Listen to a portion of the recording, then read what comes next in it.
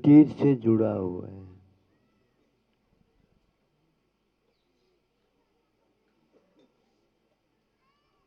अतीत का फल वर्तमान से जुड़ा हुआ है।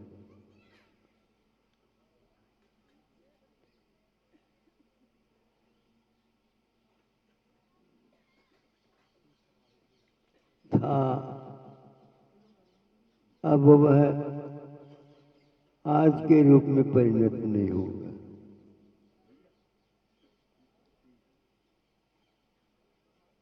भविष्य का संबंध वर्तमान में होगा। वस्तु का परिणमन 3 काल से संबंध रखता है। अनुभव में आता वर्तमान का, अतीत और अनागत को कुंद कुंद देव ने शायद प्रवचन सार में अव्यक्त कहा है। व्यक्त में संवेदन होता है, व्यक्त हो करके अव्यक्त अतीत काल में चला गया, उसका स्मरण हो सकता है। अतीत का स्मरण क्योंकि ज्ञेय संबंध होता है इसलिए हो जाता है। जिसके साथ हमारा संबंध अतीत में रागात्मक द्वेषात्मक हुआ था, वह आज भी हम लोगों के उपयोग को आघात पहुंचाते रहते। कभी कभी सोचते हैं अतीत बहुत विराट है, वर्तमान समझ में नहीं आता। एक क्षण के लिए भगवती आराधना में कहते हैं इंद्रियों का जो कुछ भी सुख मिलता है एक समय से अधिक नहीं मिलता, पलट जाता है। सातत्य बना रहता है तो भिन्न भिन्न निषेकों का भिन्न भिन्न अनुभव के साथ स्वाद आता है। स्वाद आए एक कोई नियम नहीं। जिह्वा में गड़बड़ी हो गई, नाक में गड़बड़ी हो गई, आंखों में ज्योति नहीं रह पाई, है तो संगी, लेकिन संगीपन का आभास नहीं होता। ये तो अतीत का ही सब कुछ है जो हम लोगों के लिए विशेष रूप से प्रेरित भी कर सकता है, अच्छाई के लिए और बुराई के लिए। कितने भी आप निर्णय कर लो, स्मृति को हटाना बहुत कठिन है। स्मरण कम मरण संभव नहीं, वर्तमान का मरण संभव। अतीत का मरण होता नहीं लेकिन हो चुका है। बार बार वह दिमाग में वही घूमता रहता है।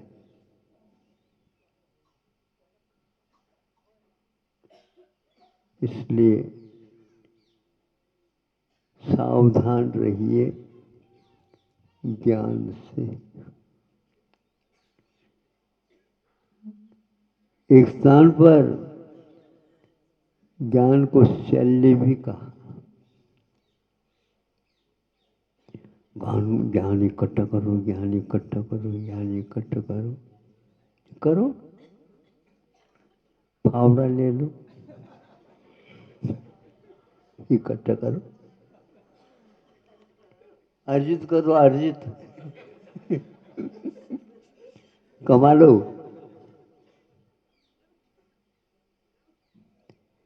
शांत बैठे हैं, आसन लगाए, मौन लिया है,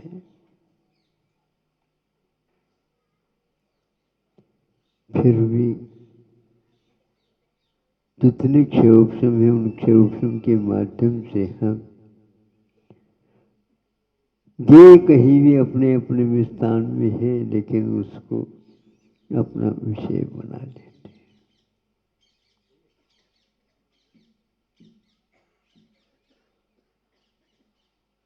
नहीं चाहते हुए भी वो अपने दिमाग में आ जाते।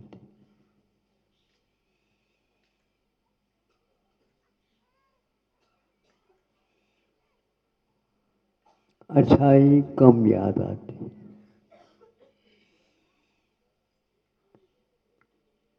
किंतु बुराई बुराई के बाद बुराई, बुराई के बाद बुराई याद आती चली जाती।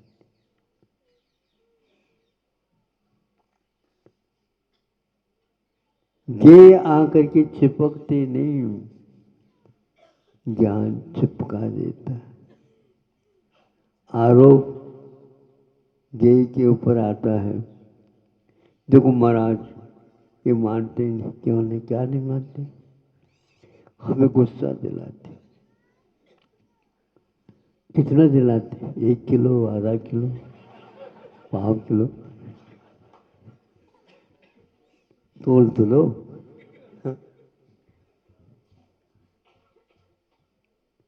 सही है क्या ये? अब इसको शुद्ध करने के लिए कोर्ट में जाने का पड़ता है। कई बार देखा है, ये तो हम नहीं जानते हुए भी बैठे हैं और ये जनाता है, छेड़ देता है। इनको तो बता दो महाराज, आपके पास भक्त बन करके आते।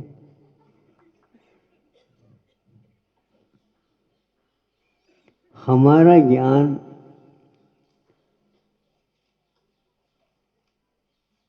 ज्ञान जानता नहीं, ज्ञान का फिर भी हम अभिमान करते हैं। जानहारा आत्म तत्व है। गुण कभी भी कार्य नहीं करते। गुण एक शक्ति है आत्म तत्व की। जब आत्मा जिसको चाहता है उसके साधन को अपना लेता।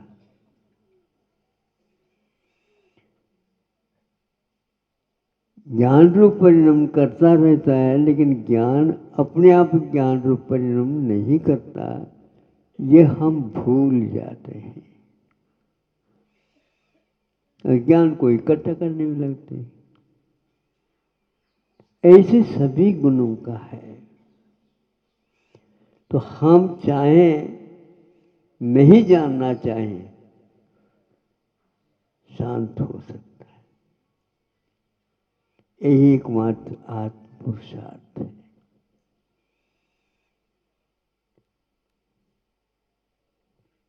क्योंकि जानता आत्मा है, लेकिन ज्ञान कभी भी ज्ञानी नहीं हो सकता। ज्ञान कभी भी ज्ञानी नहीं हो सकता। ज्ञान गुण रहता है, आत्म द्रव्य ज्ञायक पिंड। ज्ञायक में और ज्ञान में क्या अंतर है? ज्ञायक द्रव्य है और ज्ञान गुण है।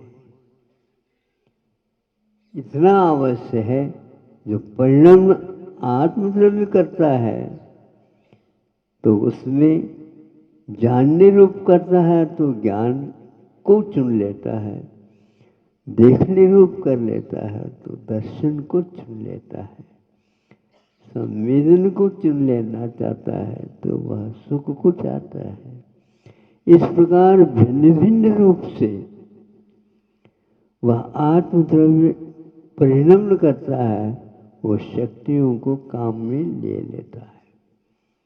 जबरदस्ती ज्ञान आत्मा को प्रेरित करे, मुझे देख लो, जान लो, नहीं कर सकता, वह निष्क्रिय है। क्या कहा? निष्क्रिय है। बैठा है, हम उठाना चाहे तो उठ सकता है, नहीं तो बैठा हो। थाली में परोस दिया गया है, जबरदस्ती वह मुंह तक आ जाए संभव नहीं। इस रहस्य को नहीं जानने वाला व्यक्ति ज्ञेय को हटाने का प्रयास करता है, ज्ञान को हटाने का प्रयास नहीं करता। ऐ चुप बैठ, शांत बैठ जाएगा तो कुछ भी नहीं होगा। श्रमणों को यही कहा है, श्रवण के ईश कुंद कुंद ने, कि सुनो, तुम्हें जानना नहीं है, गायक बनना।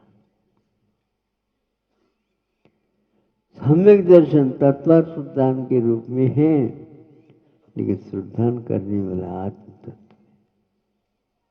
कोई विकल्प नहीं करो, शांत बैठे रहो। तो कैसे बैठे रहे 24 घंटे शांत?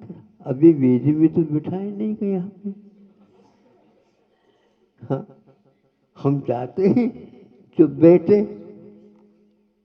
सबसे दूर बैठे। बिल्कुल ठीक है, यही सीखने के लिए श्रवण बनता है। एक स्थान पर कहा है, हे श्रवण, तुम शुद्धोपयोग नहीं चाहते हो? महाराज, शुद्धोपयोग तो मैं चाहता हूं, तो करो। कर किया ही नहीं जा रहा। ऐसा नहीं करते, कुछ करने की बात नहीं है, कुछ होने की बात नहीं है, चुप बैठने की बात है। चुप क्यों नहीं बैठता ये? यही एकमात्र रहस्य है। ज्ञान को हमने ऐसा आत्मसात कर रखा है, उसके द्वारा जाने बिना तसल्ली या आकुलता शांत नहीं होती, लेकिन आकुलता और बढ़ती है। यह समय सार में कहा गया है। जितने आप जानोगे उतने आप और आकुलता में आ जाओगे।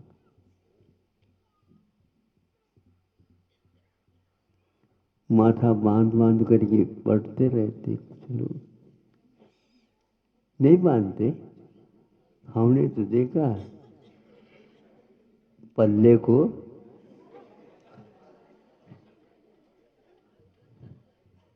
तो पढ़ रहे, पढ़ने से यदि ज्ञान होता तो द्वादशांक रट लेते, कोई है ही नहीं। इसलिए सम्यक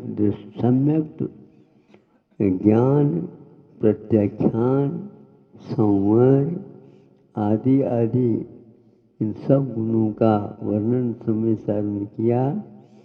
ये तो सब व्यवहार है। नायको सो नायको, गायक में समग्र आता है, और इन सब में समग्र नहीं व्याग्र आता है। व्यग्र एक प्रकार से हमें परिश्रम कराने के लिए बाध्य कर देता है। इसलिए आंखें खोलना चाहे हम खोल सकते हैं, और बंद करना चाहे तो बंद हो सकता है। चुप बैठे रहो तो चिंतन की धारा फूट सकती है, नहीं तो चिंता करते रहो रात दिन। सोचते ही कई लोग, हम सोचना तो चाहते हैं, लेकिन जिसको सोचना चाहते हैं वो याद ही नहीं आता। जिसको, उसको, किसको, इसको एक खिसका दो, ये अपने पास रखो ही नहीं। किस किस को आप करना चाहते हो?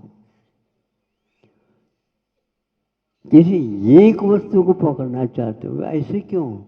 ज्ञान के द्वारा जाना जाता है।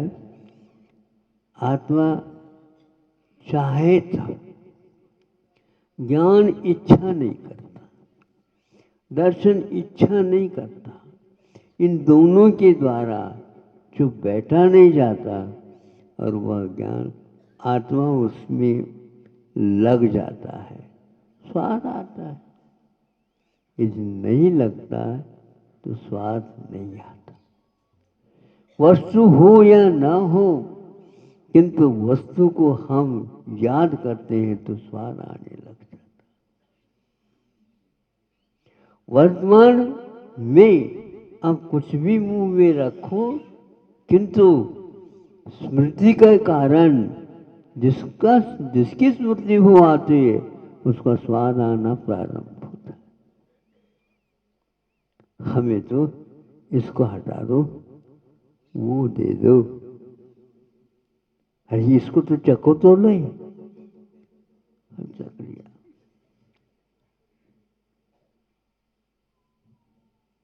नींबू का जब तक ज्ञात नहीं हुआ, ज्ञान हुआ नहीं, सामने परात भर करके तो अब तो कुछ नहीं।